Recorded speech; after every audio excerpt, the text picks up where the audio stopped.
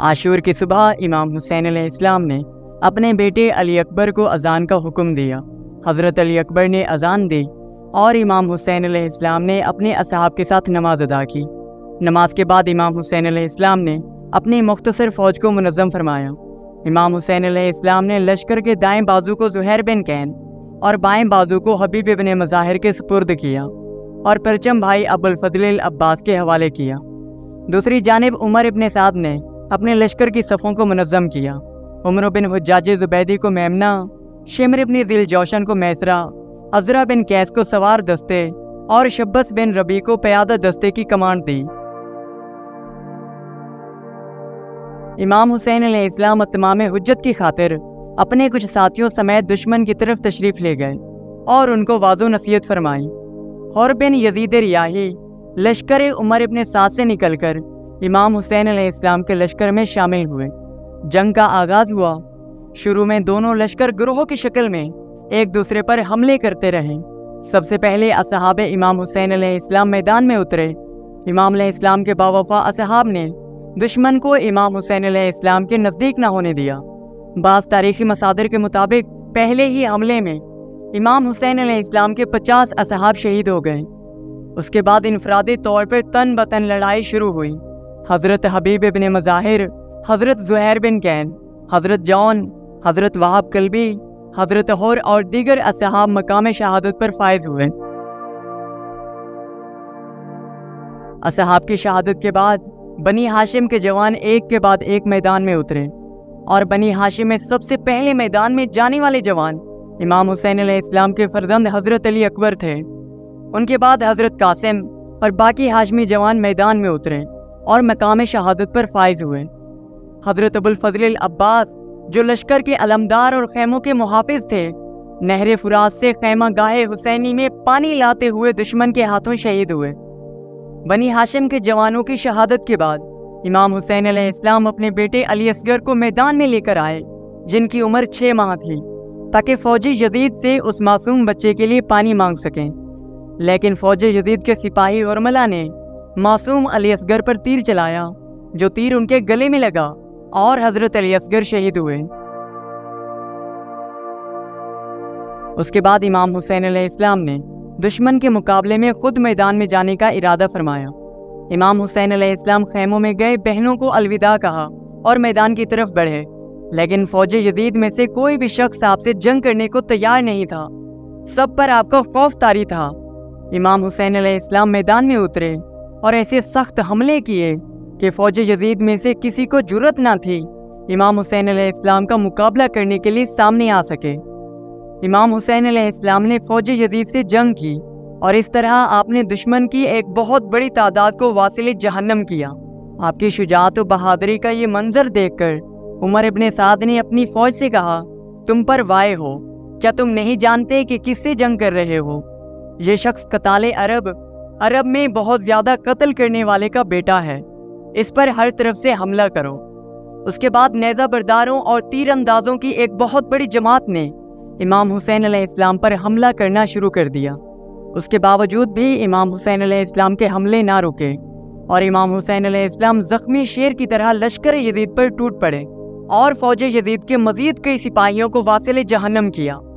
इमाम हुसैन अलैहिस्सलाम ने इस कदर जंग की कि आपका पूरा बदन मुबारक ज़ख्मों से चूर चूर हो गया और इमाम हुसैन अलैहिस्सलाम जंग करते करते थक कर एक जगह खड़े हो गए ताकि ज़रा आराम कर सकें। इसी हालत में एक पत्थर आया जो आपकी पेशानी पर जा लगा और इमाम हुसैन अलैहिस्सलाम की पेशानी से खून जारी हो गया।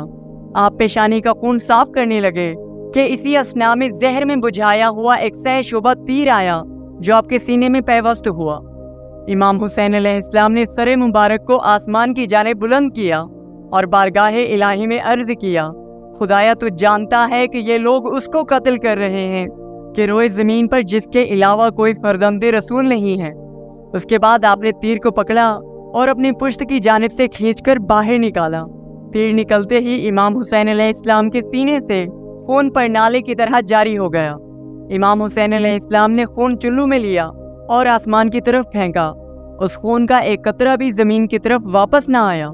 इमाम हुसैन अलैहिस्सलाम ने फरमाया, खुदा की कसम मैं इसी तरह खून आलूदा रहूँगा यहाँ तक कि अपने नाना रसूलुल्लाह से मुलाकात करूंगा और अर्ज करूंगा, ए रसूल खुदा, फलां फलां शख्स ने मेरे कत्ल में हिस्सा लिया है। शिम्र मलऊन ने तीरंदाजों को तीर चलाने का हुक्म दिया। तीरंदाजों ने इस कदर तीर बरसाए कि आपका बदन मुबारक तीरों में छुप गया। उमर साद इमाम हुसैन अलैहिस्सलाम के करीब आया। इसी दौरान हजरत ज़ैनब खैमा गाह से बाहर आ गईं और ये मंजर देखकर दिलसोज अंदाज में पुकारने लगी, ऐ काश आसमान जमीन पर गिर पड़ता। उसके बाद उमर साद को मुखातिब करके फरमाया, लानत हो तुझ पर ए उमर साद, रसूल खुदा के नवासे हुसैन कत्ल किए जाएं और तू खड़ा तमाशा देखता रहेगा। ये सुनकर उमर साद ने हजरत ज़ैनब की जानिब से मुंह फेर लिया। हजरत ज़ैनब की फरियाद बुलंद हुई और फौज यजीद से मुखातिब होकर फरमाया, क्या तुम में कोई मुसलमान नहीं है? किसी ने कोई जवाब ना दिया। शिम्र और सनान इब्ने अनस इमाम हुसैन अलैहिस्सलाम के करीब आए।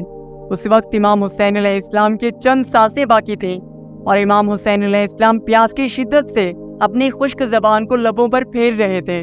उसी वक्त शिम्र मलऊन ने सनान बिन अनस से कहा, हुसैन के सर को तन से जुदा करो।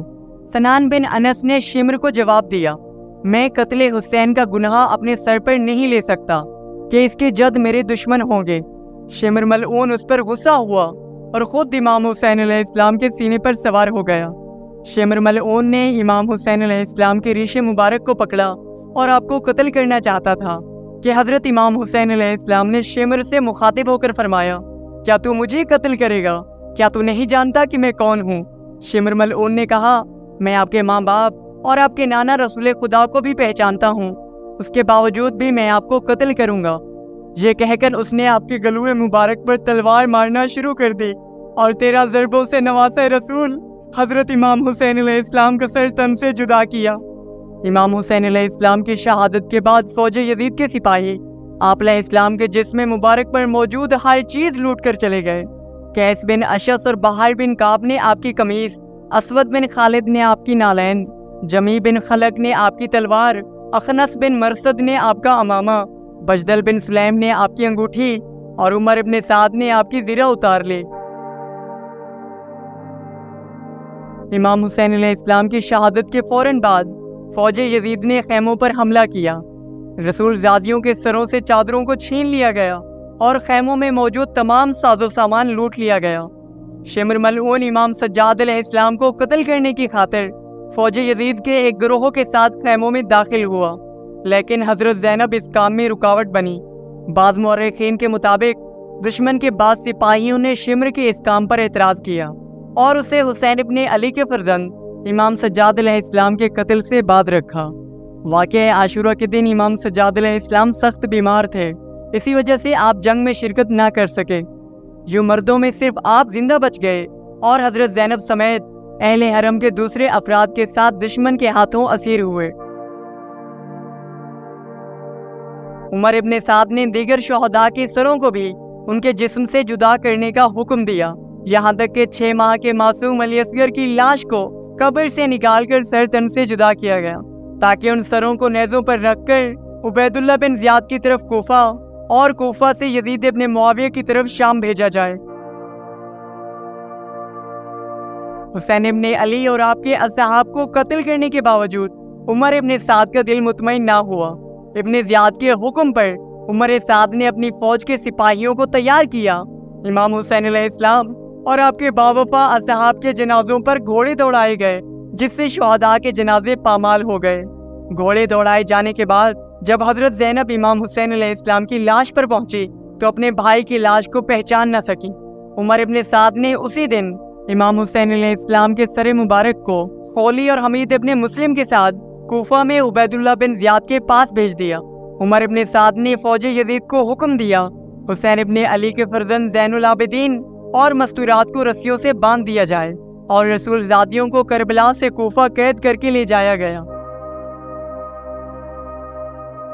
उमर इब्ने साद के करबला से चले जाने के बाद बनी असद कबीले के अफराद घरों से निकले। हुसैन इब्ने अली और आपके असहाब की लाशों को ज़मीन करबला में दफन किया और दूसरी रिवायत के मुताबिक इमाम सज्जाद अलैहिस्सलाम एजाज़े इमामत से करबला पहुँचे। जब बनी असद के अफराद असहाब इमाम हुसैन अलैहिस्सलाम को दफन कर चुके थे तो इमाम सज्जाद अलैहिस्सलाम ने अपने बाबा हुसैन इब्ने अली की लाश को दफन किया।